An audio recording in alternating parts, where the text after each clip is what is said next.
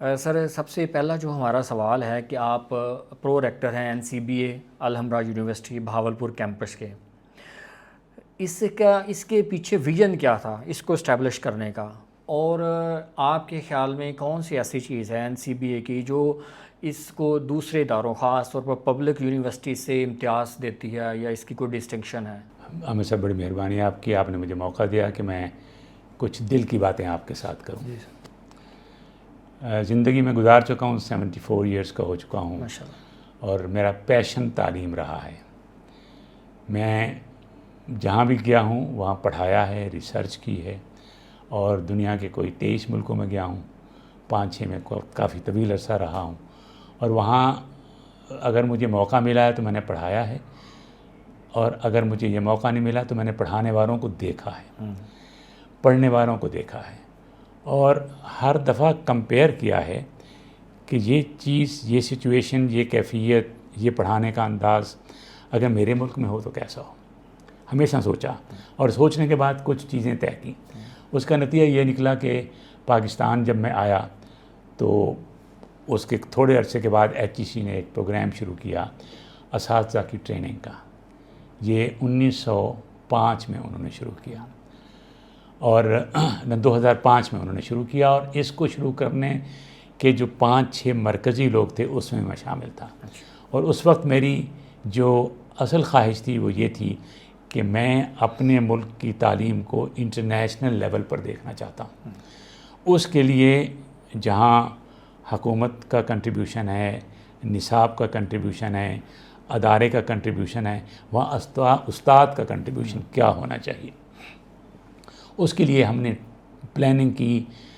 HEC نے training کے لیے پلان کیا، وہ ٹریننگ شروع ہوئی.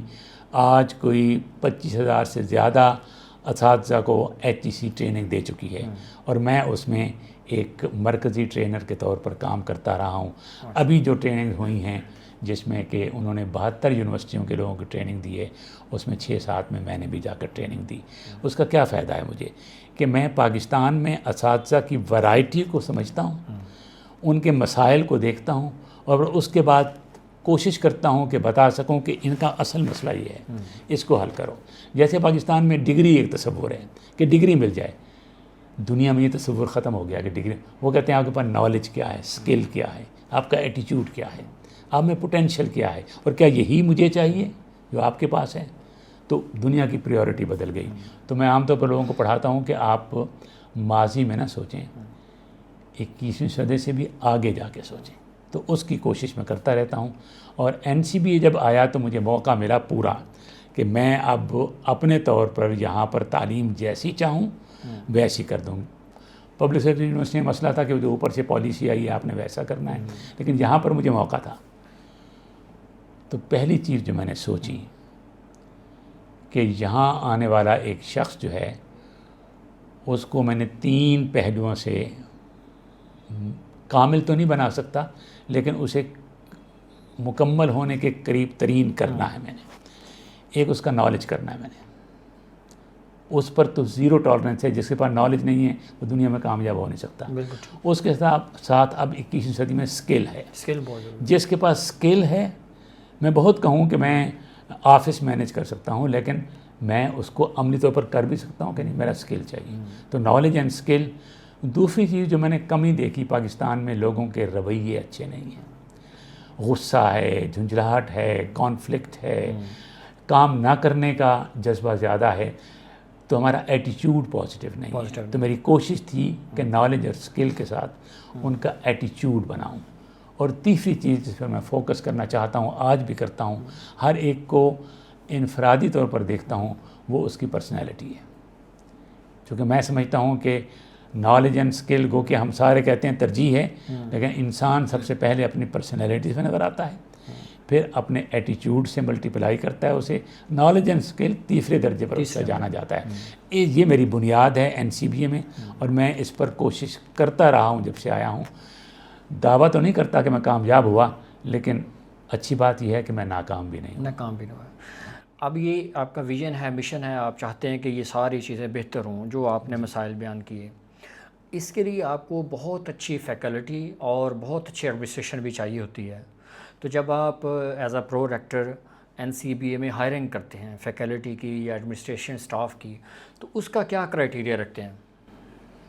آپ نے بہت اہم بات پوچھی مجھ سے، اور یہ پاکستان کے تمام اداروں میں جو سلیکشن ہوتی ہے، میں چونکہ سینکڑوں سلیکشن بورڈز میں بھی گیا ہوں، بیٹھا ہوں، یونیورسٹی کے پروفیسروں کی سلیکشنز اور سلیکشن، اور میں UK میں بھی ایک کمیونٹی کے سلیکشن میں بیٹھا ہوں۔ اچھا، ماشاء اللہ۔ پھر میں موازنہ کرتا ہوں کہ وہاں کی سلیکشن کیا ہے، یہاں کی سلیکشن کیا ہے۔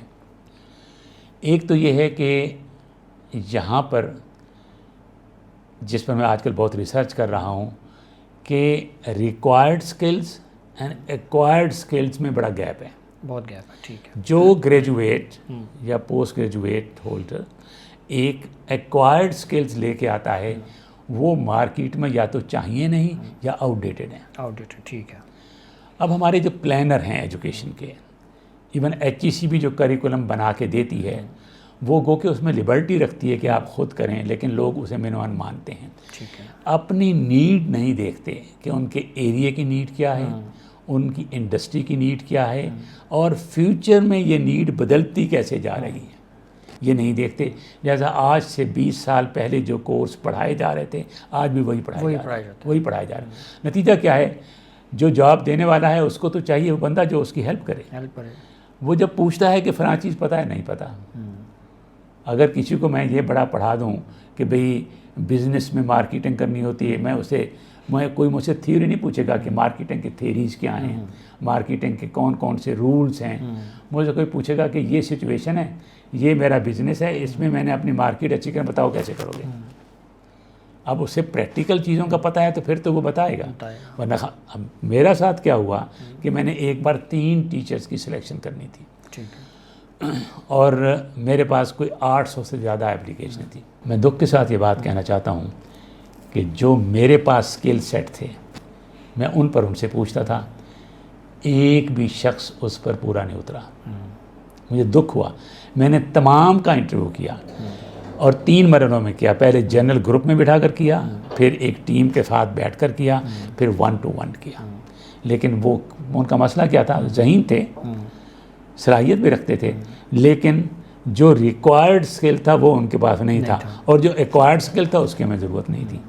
میں نے اس چیز کا تجربہ یہاں پر سلیکشن میں کیا، جو کہ میرے لیے تکلیف دہ تھا۔ اب اس کا حل بھی آپ مجھ سے پوچھ سکتے ہیں کہ اس کا حل کیا ہے۔ ابھی اگر کوئی میری بات سنے، HEC والے سنیں، یونیورسٹیوں کے وائس چانسلر جو لگے ہوں وہ سنیں، تو فوری طور پر اپنے سارے کریکولم کو year 2050 کا امیجن کر کے بنائیں۔ ٹھیک ہے، 25 سال آگے کا سوچیں۔ 25 سال آگے کا سوچیں۔ جو اسٹوڈنٹ آج داخل ہو رہا ہے نا، یہ اگر BS کر رہا ہے 4 سال لگائے گا، 2-3 سال ہو سکتا ہے آگے ایک اور بھی ڈگری لے لے، ہو سکتا ہے 2-3 سال دھکے کھاتا پھرے، تو 8-10 سال اسے لگ جائیں گے۔ 8-10 سال کے بعد دنیا بدل گئی ہوگی، بالکل ایسے AI یا ٹیکنالوجی آ گئی ہوگی، بالکل ایسے آج جو آپ پڑھا رہے ہیں ختم ہو جائے گا۔ بالکل ایسے تو مجھے اپنے کریکولم کو فیوچرسٹک ویژن سے لنک کرنا چاہیے، اور مارکیٹ کے ساتھ اس کو لنک کروں کہ فیوچر میں انہیں کون سا ایکسپرٹ چاہیے، وہ ایکسپرٹ پروڈیوس کریں۔ تو ڈاکٹر صاحب پھر اس کے لیے تو آپ کو ایک مارکیٹ سروے کرنے کی ضرورت پڑتی ہے، کہ یعنی آپ ایسا ڈسپلن پڑھاتے ہیں، اور اس ڈسپلن میں کیا کیا پڑھاتے ہیں، اس کی مارکیٹ میں ڈیمانڈ ہے یا نہیں ہے، یہ بھی ہمیں اسیس کرنے کی ضرورت ہے۔ تو کیا ایز اے ریکٹر NCBA آپ نے کوئی ایسا سروے کروایا یا اس کی کوئی ضرورت محسوس کی کہ ہم جو دور جدید کے تقاضوں کے مطابق اپنے ڈسپلن کو اور اپنے کوریکولم کو ڈیزائن کر سکیں؟ میں آج کل تمام اپنے مضامین جو آفر ہو رہے ہیں اس میں MPhil کے جو اسٹوڈنٹس ہیں ان کو میں نے ایک ٹاسک دیا ہے، 2 ٹاسک دیے ہیں۔ ایک دیا ہے کہ role of AI in your discipline, تمام کو ایک دے دیا ہے کہ اس کو دیکھو چونکہ فیوچر آگے AI کا۔ دوسرا میں نے ان سے سب سے کہا ہے کہ ایک ریسرچ ہمارے ہاں ہو رہی ہے، identification of gap between acquired skills and required skills. اب یہ گیپ کیسے آئیڈینٹیفائی ہو رہا ہے کہ نیڈ اسیسمنٹ ہو رہی ہے۔ جس BS پروگرام کی جاب مارکیٹ میں 10 مثلا انڈسٹریاں آتی ہیں، ان 10 سے پوچھا جا رہا ہے کہ آپ کو کیسا آدمی چاہیے۔ جو سکل سیٹ وہ بتائیں گے، میں کوشش کروں گا کہ اپنے کریکولم میں وہ اسکل سیٹ ڈال دوں تاکہ میرا گریجویٹ اپ ٹو ڈیٹڈ ہو اور ریکوائرڈ جو فریم ہے اس کے اندر جا کر جاب حاصل کر سکے. اچھا پھر یہ لیمیٹڈ نہیں کرنا.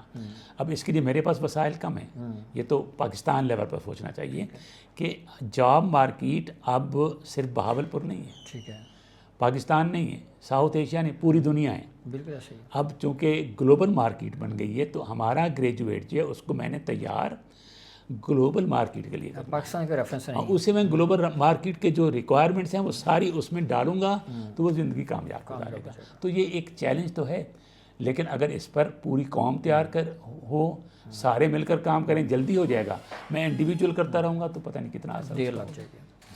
ایک ڈاکٹر صاحب ایک اور بڑا پرابلم ہے ہماری سوسائٹی میں کہ ایکیڈیمیا کا اور پریکٹیشنر کا گیپ ہے, بہت بڑا گیپ ہے. جی ہاں, یعنی ہم جو پڑھتے ہیں یا جو آپ پڑھاتے ہیں وہ مارکیٹ میں یا تو ہے نہیں, اگر ہے تو ان کا آپس میں گیپ ہے, کیونکہ پریکٹیشنر جو پریکٹس کرتا ہے وہ اس کا ایکیڈیمیا سے کوئی تعلق نہیں ہے, اور ایکیڈیمیا والے جو پڑھتے ہیں پڑھاتے ہیں ان کا ان سے کوئی تعلق نہیں ہے. تو کیا NCBA اس لیول پہ کام کرتا ہے کہ مارکیٹ کے ساتھ, انڈسٹری کے ساتھ اور پریکٹیشنر کے ساتھ ایک ایسا ریلیشن شپ بلڈ کیا جا سکے کہ جس سے ہمیں اندازہ, جیسے آپ نے پہلے بات کی کوریکولم کے حوالے سے, کیا یہ پریکٹس کے طور پر ہم جب فیلڈ میں ہمارا بچہ جائے تو وہ کیا سیکھے گا, کیا پڑھے گا, کیا پڑھائے گا؟ یہ جو گیپ ہے یہ گیپ ہمارے معاشرے میں اس لیے ہے کہ ہم نے فیوچرسٹک ویژن نہیں بنایا. ایک تو ویسے بینگ مسلم ہمارا ایک مسئلہ ہے کہ ہم ماضی پرست زیادہ ہیں, ہر وقت 1400 سال پہلے کی طرف چلے جاتے ہیں. آگے کا ہم کہتے ہیں جی کل کا کس نے دیکھا جی, یہ کہہ کر ہم سوچتے نہیں ہیں. دنیا فیوچرسٹک ہے. فیوچرسٹک آج آپ دیکھیں کہ غزہ میں جو کچھ ہو رہا ہے یہ آج کا پلان نہیں ہے, یہ آج سے کچھ 30 سال پہلے کا پلان ہے, اور اس کے پیچھے پوری ہسٹری ہے جو کہ وہ انہوں نے پلان کیا. پاکستان کے ساتھ مثلا دنیا جو کچھ کر رہی ہے یا پالیٹکس دنیا میں چل رہی ہے, یہ آج کا پلان نہیں ہے سر, یہ بہت پہلے کے بنے ہوئے پلان ہیں, ان کی امپلیمنٹیشن ہو رہی ہے. دنیا ساری میں ایجوکیشن سسٹم نے تبدیلی لانے کی کوشش کی ہے. پوری ہسٹری میں دیکھیں, تعلیم جب آئی ہے اس نے بدلے ہیں ذہنوں کو, جب ذہن بدلے ہیں تو قومیں بدلی. اب انہوں نے سوچا کہ اس قوم کو یہ بننا ہے, اپنی ایجوکیشن کو ویسے پلان کیا, بچوں کو وہی سکھانا شروع کیا. سیکنڈ ورلڈ وار کے بعد جرمنی کی حالت یہ تھی, وہاں کے ایک پروفیسر نے مجھے بتایا کہ وہاں پر جوتے نہیں تھے, اور پرانے کپڑے ہم ٹکڑے ٹکڑے کر کے برف میں چلنے کے لیے پاؤں کی گیند لپیٹتے تھے. لیکن اس کے بعد انہوں نے تعلیمی نظام کو مقصد دیا کہ گرے ہوئے انسان کو بلند کیسے ہونا ہوتا ہے. اس پر انہوں نے تعلیمی تحریک چلائی جس سے کہ گری ہوئی قوم کو پھر کھڑا کر دیا, وہ پھر طاقتور ہو گئی دنیا میں. تو تعلیمی نظام بہت اہم ہے, یہ نسلوں کی جنریشن کی وہ تربیت کے ساتھ ساتھ پوری تاریخ بھی ہماری بناتی ہے. اب تعلیم کو بنانے کے لیے دنیا میں پلان کیوں بنتے ہیں, ہم کیوں بناتے ہیں 5 ایئر پلان یا 10 ایئر پلان, دنیا 20 ایئر پلان. ہمارا ایک ویژن 2020 بنا تھا, 2020 بنا تھا, لیکن ویژن بنانے کے لیے بھی آپ کی امیجنیشن ریئلٹی کی حد تک فیوچر میں جائے گی تو اینٹیسپیٹ کرے گی. اگر میں سمجھ نہیں سکتا کل کو, میں کہوں کہ میں بڑا فیوچر کہوں لیکن سمجھ نہیں سکتا تو کوئی فائدہ نہیں. یعنی میرے اندر یہ ایبیلٹی پہلے آنی چاہیے کہ میں فیوچر کو کیسے سمجھوں. اس کے سمجھنے کے لیے مجھے دنیا کے سارے نظام پہلے سمجھنے پڑیں گے. یہ خیر الگ ایک بحث ہے کہ وہ کون کرے گا, لیکن فیوچرسٹک جو ہے ایک پلان جب تک نہیں ہوگا آپ ترقی نہیں کرتے. اس کے لیے میں آپ کو ایک مثال دے دیتا ہوں کہ یہ کوئی 2008 کی بات ہے کہ میں جاپان گیا تھا. تو ٹوکیو میں ایک میٹنگ تھی ہماری, پروفیسرز تھے اس میں, وائس چانسلر بھی تھے. تو اس میں میرے ساتھ بیٹھے ہوئے تھے ایک پروفیسر تھے. انہوں نے مجھ سے کہا کہ well can you tell me how much futuristic your country is. تو میں نے کہا well we have 5 years plan, at times we have 10 years plan. تو وہ چپ کر گیا. تو میں نے سوچا میں بھی کوئی سوال کروں اس سے. تو میں نے کہا well can you tell me how much futuristic your country is. اس نے کہا well the plan we prepare for the year 2025 we are implementing now, and the plan we are preparing now is between 2025 to 2050. میں اس کی بات سنی تو اندر سے بڑا میں شرمندہ سا ہوا کہ میں نے 5 سال کی بات کی، یہ تو 30 سال آگے کی بات کر رہے ہیں. تو ایسے میں نے خیفت مٹانے کے لیے اس کو کہا کہ nobody knows how long this planet can survive. Why are you so much futuristic? تھوڑا زیر لب مسکرایا وہ، اور تھوڑا سا میری طرف وہ بینڈ ہوا. اس نے مجھے جو سمجھایا وہ میں مثال سے اس نے جو سمجھایا وہی مثال میں آپ کو سمجھاتا ہوں. اس نے کہا دیکھیں آج ایک بچہ پیدا ہوا ہے آپ کے ہاں، 2025 ہے، پیدا ہوا، 4 سال بعد اسکول جاتا ہے، 2029 آ گیا، 10 سال وہاں پڑھتا ہے، 2039 آ گیا، 4 سال BS کرتا ہے فرض کریں تو 2043 آ گیا. آگے ہو سکتا ہے وہ سوچے کہ میں ایک اور ڈگری اور لے لوں، 2-3 سال اس کے اور لگ جاتے ہیں تو 2047 آ گیا. 2047 میں اس نے اب جاب مارکیٹ میں جا کر جاب تلاش کرنی شروع کی. تو 1-2 سال میں جاب اپنی مرضی کا تلاش کرنے میں لگا. ایک اس کو جاب اپنی مرضی کا نظر آیا کہ جہاں اپلائی کروں یہ جاب میرے لیے مجھے پسند ہے. اس وقت 2049 آ گیا یا 50 آ گیا. جب یہ آ گیا تو اگر تم اسے آج کا پڑھاؤ گے تو 2050 میں انٹرویو نہیں دے سکے گا، فیل ہو جائے گا. اور اگر تو آج اسے 2050 کا پڑھائے گا تو وہ اس وقت کمپیٹنٹ ہوگا، اور جو بندہ اس کو سلیکٹ کرنے والا وہ کہے گا بالکل میرے مطابق ہے، اسے لے لے گا. اس لیے آج ضروری ہے کہ تم فیوچر کا سوچو، اسے امیجن کرو، اس کو ریئلائز کرو. ریئلائز کرنے کے بعد اکارڈنگلی اپنی پلاننگ کر کے اپنے بچوں کی تربیت کرو تو یہ ماڈرن دنیا کے ساتھ چلیں گے، ورنہ پیچھے رہ جائیں گے. آپ یقین کریں یہ بات اس کی سننے کے بعد میں پاکستان جب آیا تو میں نے یہاں آ کر یہ مشن بنایا کہ میں اپنے ادارے کے ٹیچرز سے جو کریکولم بنواتا ہوں، جو کورس آؤٹ لائن، میں کہتا ہوں مجھے نہیں پتہ، مجھے ان کو وہ سکل دو جو ان کو جاب میں چاہیے. آج نہیں چاہیے، آج سے کم از کم 10 سال بعد چاہیے کہ آج جو آیا ہے 4 سال پڑھے گا، آگے پڑھے گا، اس کو 10 سال بعد کا بتاؤ. اس کے لیے ریسرچ کرتے ہیں، ریسرچ کر کے کوشش کرتے ہیں کہ فیوچرسٹک آئیڈینٹیفائی کر لیں چیزیں. اب AI پر بہت سارے ادارے کام کروا رہے ہیں، وہ اچھا کروا رہے ہیں. ہمارا ادارہ سب کیمپس ہے، اتنا بڑا نہیں ہے، لیکن میرا ہر ڈپارٹمنٹ اب AI اپنے سبجیکٹ کے ساتھ لنک کر رہا ہے. ایجوکیشن والے کہ ٹیچنگ کیسے کرتے ہیں AI سے، لٹریچر والے کر رہے ہیں کہ ادب کیسے آگے بڑھتا ہے AI سے، کمپیوٹر سائنس والے تو خیر AI پر کر رہے ہیں کام، بزنس والے ای کامرس اور ڈیجیٹل مارکیٹنگ پر اور اس میں AI کے رول پر کام کر رہے ہیں. تمام اداروں کو میں نے اپنے تمام جو ڈسپلن سب کو کہہ دیا ہے کہ AI integration in the form of conducting research is mandatory. تو یہ طریقہ ہو سکتا ہے، I may not be all together right, لیکن یہ طریقہ ہو سکتا ہے اگر ہم گلوبل مارکیٹ کے ساتھ چلنا چاہتے ہیں. سر آپ نے اپنے ان باتوں میں 2-3 باتیں بڑی یونیک کی ہیں اور بڑی ریئلائزنگ ہیں، خاص طور پر جو آپ نے ورڈ یوز کیا ماضی پرست، کہ ہم ماضی پرست ہیں اور پیچھے کی طرف دیکھتے ہیں، آگے کی طرف نہیں دیکھتے. آپ نے فیکلٹی کی ہائرنگ، کریکولم کی ڈیزائننگ، اس کے حوالے سے تو آپ نے بتا دیا کہ ہم کس حد تک فیوچرسٹک ہیں. اب ایک ہوتی ہے ان کی ٹریننگ، یعنی آپ نے اپنی فیکلٹی کو ٹرینڈ بھی کرنا ہے. آپ کی فیکلٹی ٹرینڈ ہوگی تو اپنے اسٹوڈنٹس کو آگے وہ اپنا نالج ڈیلیور کرے گی. تو فیکلٹی کی جو ٹریننگ ہے اس کے بارے میں بھی آپ کے پاس کوئی ایسا ڈیزائن، کوئی ایسا ماڈیول ہے یا کوئی ایسی ورکشاپس، کوئی پروگرام کرتے ہیں آپ؟ میں نے آپ کو شروع میں جیسے بتایا کہ میں HEC کے ساتھ کام کرتا ہوں. HEC کے پاس 9 ماڈیول ہیں. ٹھیک ہے. ہم نے بڑی لمبی ایک بیٹھک میں غور و فکر کر کے سوچا کہ ہمارے ملک کے ایک استاد کو کون کون سے لازماً سکل آنے چاہیے. ٹھیک. ہم نے اس میں سوچا کہ اس کو آداب تدریس آنے چاہیے. پہلے چیز ہے آداب تدریس آنے چاہیے. اسے کریکولم بنانا آتا ہو، اسے ٹیچنگ کے میتھڈز آتے ہوں، اس کو کمیونیکیشن کے لیے ٹیکنالوجی کا استعمال آتا ہو، اسے ریسرچ کرنا آتا ہو، اسے اسیسمنٹ اینڈ ایویلیویشن کرنا آتا ہو. یہ جب چیزیں ہم نے فیصلہ کی تو پھر ان پر ہم نے ماڈیول بنائے.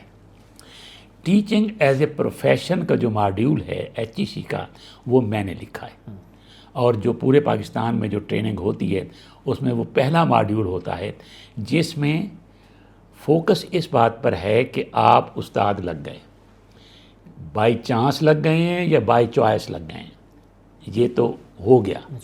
بائی چوائس لگے ہیں تو پھر تو آپ کے اندر آپ نے فیل کیا کہ پوٹینشیل ہے ٹیچر بننے کا، میں بن رہا ہوں۔ ایک ہے کہ کوئی جواب نہیں مل رہا تھا کہ فتنہ یہ جواب مل گیا، میں کہتا ہوں جیسے بھی بن گئے اب کچھ اسینشل سکلز ہیں جو آپ کو آنے چاہیے۔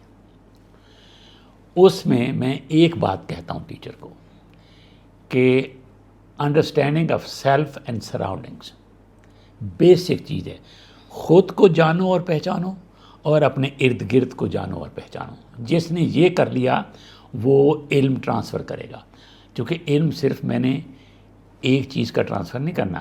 اگر میں انہیں پڑھا رہا ہوں بزنس تو اسے ہیومن ریسورس مینجمنٹ نہیں سکھانی، مارکیٹنگ نہیں سکھانی، اسے فائنانس نہیں سکھانا، اسے میں نے زندگی سکھانی ہے۔ ٹھیک ہے، کیونکہ وہ سارا دن صبح شام تک مارکیٹنگ تو نہیں کرتا، اٹھتا بھی ہے، بیٹھتا بھی ہے، سوتا بھی ہے، فیملی کے ساتھ بھی ڈیل کرتا ہے، ہمسایوں کے ساتھ ڈیل کرتا ہے، دوست احباب کے ساتھ ڈیل کرتا ہے، مسائل زندگی کے حل کرتا ہے۔ میں نے اسے ایجوکیشن فار لائف دینی ہے، ایجوکیشن فار A-B سبجیکٹ نہیں دینا۔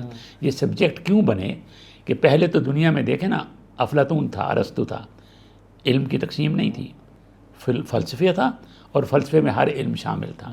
پھر دنیا میں 18ویں صدی میں پہیہ ایجاد ہو گیا، جب پہیہ ایجاد ہوا تو پرنٹنگ پریس ایجاد ہوئی، جب پرنٹنگ پریس آئی تو بے تحاشا چھپنے لگ گیا، تو علم کا ہم کہتے ہیں نالج ایکسپلوژن ہو گیا، یہ کسی صدی میں بہت بڑھ گیا۔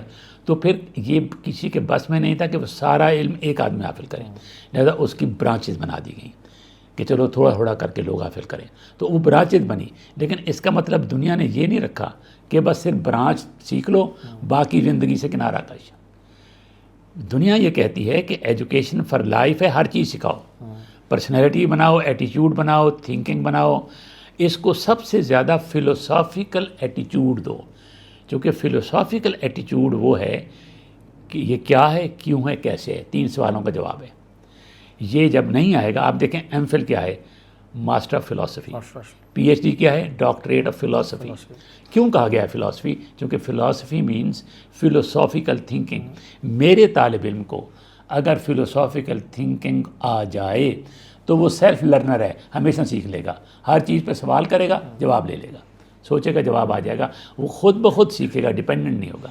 تو یہ کام ہمیں اپنے اداروں میں کرنا ہے کہ ہم انہیں فلوسافیکل تھنکنگ دے دیں اور سیلف لرنر بنا دیں، کیونکہ ہر وقت تو استاد ساتھ نہیں رہتا، تو سیلف لرنر ہوگا تو ہر جگہ کرے گا۔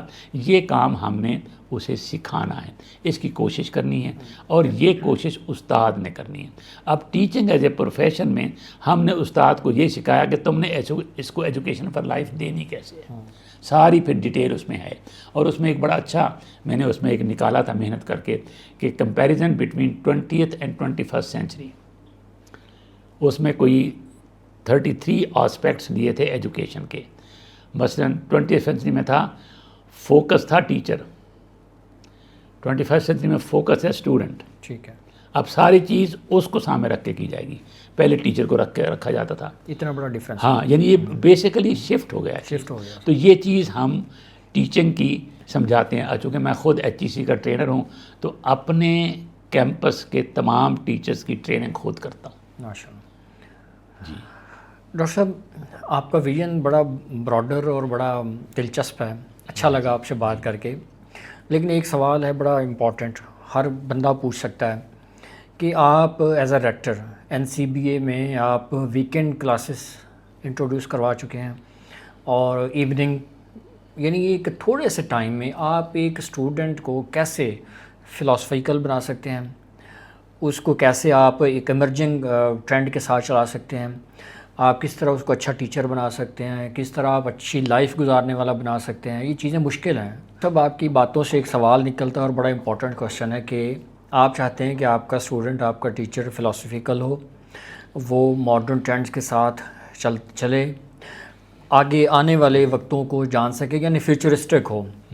اور آپ NCBA بہاولپور کیمپس میں آپ ویکینڈ کلاسز آفر کرتے ہیں، اور ایوننگ کلاسز بھی آفر کرتے ہیں. بڑا شارٹ ٹائم ہے, لمیٹڈ ٹائم ہے آپ کے پاس, تو یہ ساری چیزیں تھوڑے سے ٹائم میں کیسے سکھائیں گے؟ آپ نے بہت اہم بات کہی ہے, اور یہ وہ چیز ہے جو کہ امپاسبل سی لگتی ہے, لیکن دنیا میں امپاسبل کو پاسبل کرانے والے لوگ موجود ہیں, اور میری کوشش ہے کہ میں پاسبل کر دوں. ایک تھوڑا سا میں آپ کو بیک گراؤنڈ بتا دوں کہ یہ جو تعلیمی نظام ہے اس کا ایک ارتقاء ہے. ایک دور میں بر صغیر میں مدرسہ سسٹم تھا, پیر اور مرید کا سسٹم تھا تعلیم کا. پیر کے آپ مرید بنتے تھے اور اس کے ساتھ رہتے تھے, دن رات اس کے ساتھ ہیں. وہ وضو کرنا بھی سکھا رہا ہے آپ کو لقمہ اٹھا کر منہ میں ڈالنا بھی سکھا رہا ہے, اور آپ اس کے پاس 5-6 مہینے, سال, 2 سال, جب تک وہ یہ سمجھتا تھا کہ آپ کامل ہو گئے ہیں اس وقت تک ساتھ رکھتا. پھر کہتا آپ تم کامل ہو گئے ہو, اب تم جا سکتے ہو. وہ ڈگری نہیں تھی, اس کی صنعت تھی یہ کہنے کی کہ کامل ہو گئے ہو, وہ ڈگری ملتی تھی جہاں. پھر انگریز آیا, اس نے فارمل سسٹم لایا. فارمل سسٹم میں یہ سب کچھ آ گیا جو آج ہم دیکھ رہے ہیں. یہ فارمل سسٹم جو ہے اس نے پہلے فیس ٹو فیس ٹیچنگ شروع کی. کلاس ہوگی, کلاس میں لوگ بیٹھے ہوں گے اور ایک ٹیچر ہوگا پڑھا رہا ہوگا.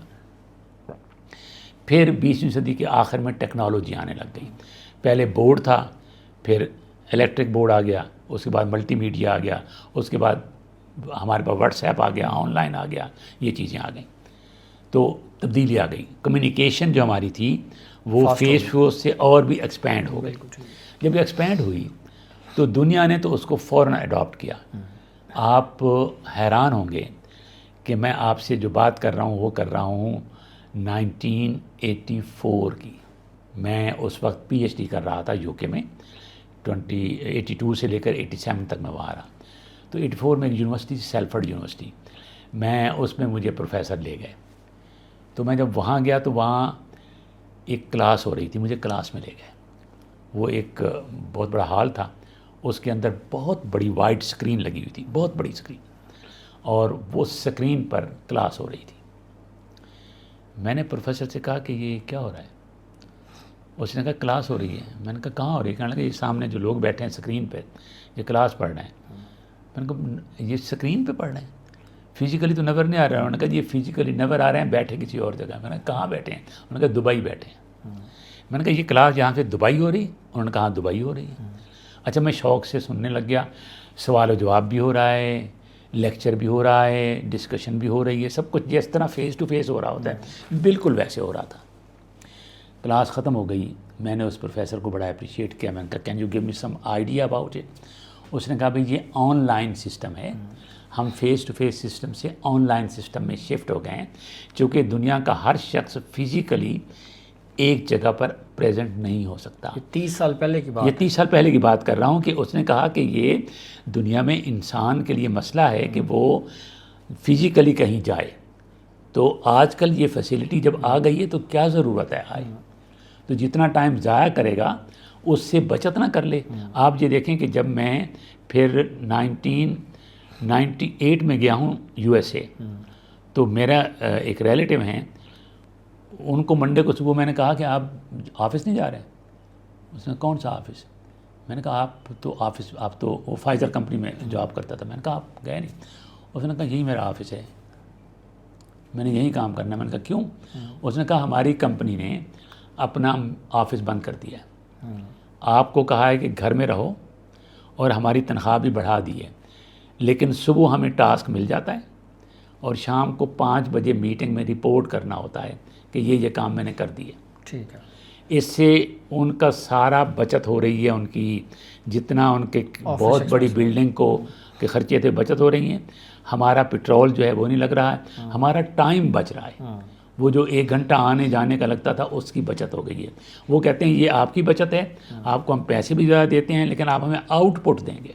یعنی جاب کا مطلب یہ نہیں کہ آپ اتنے گھنٹے بیٹھے ہیں, جاب کا مطلب ہے آؤٹ پٹ کیا ہے. یہ میں نے ٹرینڈ بدلتے دیکھے نا دنیا میں. میں اپنے ملک میں دیکھتا ہوں کہ ہم اس سے نکلنا نہیں چاہتے. میں نے کہا نا کہ ہم تھوڑے سے ماضی پرست ہیں. وہ ماضی پرست دنیا کو ماضی کی آگہی ہوتی ہے, پرست نہیں ہوتے اس کے. میں یورپ میں رہا ہوں, میں ہر رنگ و نسل کے آدمی کے ساتھ ڈیل کیا میں نے. ان کے ہاں جو فلاسفی ہے وہ یہ ہے کہ کل کیا ہوگا. میں صبح اٹھ کے پہلے سوچتا ہوں کل میرے ساتھ ہوا کیا تھا, میں اس پر روتا ہوں بیٹھ کے. میرے ایک وہاں دوست ہیں، وہ کہتے ہیں آپ لوگ جب صبح اٹھیں نا، آپ کو کوئی پریشانی نہ ہو تو آپ کو مزہ نہیں آتا، جب کوئی پریشانی ہو نا پھر آپ ایکٹیو ہو جاتے ہیں کہ اچھا میں نے یہ کرنا ہے، مصیبت میں ہوں، مشکل میں ہوں، یہ کرتے رہتے ہیں. تو یہ بات ٹھیک ہے.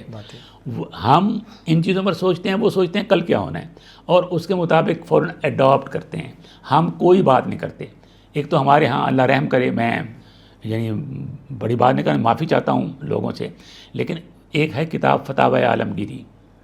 فتاوی عالمگیری میں ہر چیز پر فتویٰ دیا گیا تھا. اس میں لکھا ہوا ہے، ہم نے سائیکل آیا اس پر فتویٰ دیا، ٹرین آئی اس پر یہ حرام ہے، ٹی وی آیا اس پر فتویٰ دیا حرام ہے، جو ایون پرنٹنگ پریس پر فتویٰ دیا گیا کہ یہ حرام ہے چھپوانا، جس سے لاکھوں مسودے جو ہاتھوں سے مسلمانوں نے لکھے تھے ضائع ہو گئے، پرنٹ نہیں ہو سکے. ہم نے فتوے دیے. یہ جو آپ یوز کر رہے ہیں ان پر بھی فتویٰ ہے، ٹی وی پر فتویٰ ہے، آج پھر اسی کو یوز کر رہے ہیں لیکن دیر کر دیتے ہیں. یعنی ہمارا ایک ٹرینڈ ہے، ہم فوراً اڈاپٹ نہیں کرتے، تنقید کرتے ہیں، یہ تو نہیں ہوگا، پھر خود بخود آہستہ آہستہ اسی طرف جاتے ہیں. المیہ ہے ہمارا، اس کو بھی چینج کرنے والے اوپر والے نیچے والے ملیں، چینج ہو جائے گا، چینج نہیں ہوتا. اب اس کی وجہ سے یہ ہے کہ ہم دنیا تیزی سے بدل رہی ہے، ہم نہیں بدل رہے.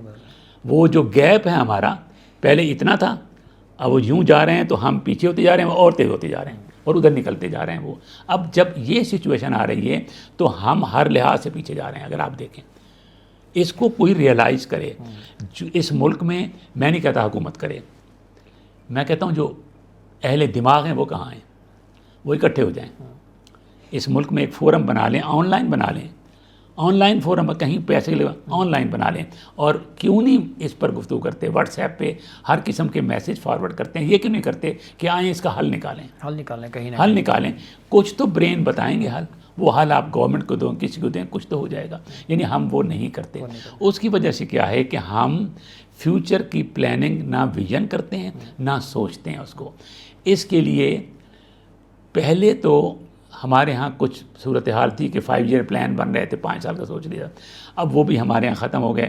ہم بالکل جو کرنٹ سچویشن ہے اس کے مطابق ڈیل کرتے ہیں. یہ ایک المیہ ہے، ڈے ٹو ڈے چل رہے ہیں، ڈے ٹو ڈے چل رہے ہیں بس. اب اس المیہ کو کیسے ٹھیک کریں، آئی ڈونٹ نو. کوشش ہو سکتی ہے. ڈاکٹر صاحب ایک اور بڑی اہم چیز ہے